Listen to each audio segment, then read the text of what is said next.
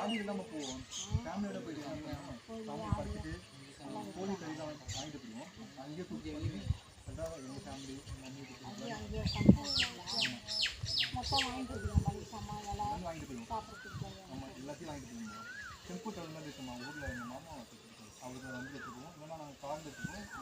அவங்க வீட்டு சமைச்சு சாப்பிட்டு அங்கே ஒரு நாள்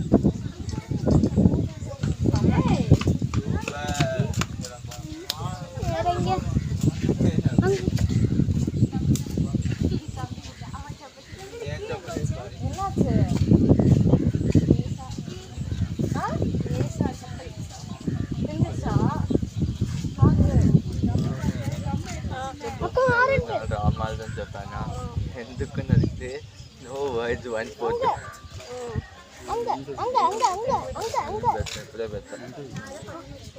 எவ்வளவு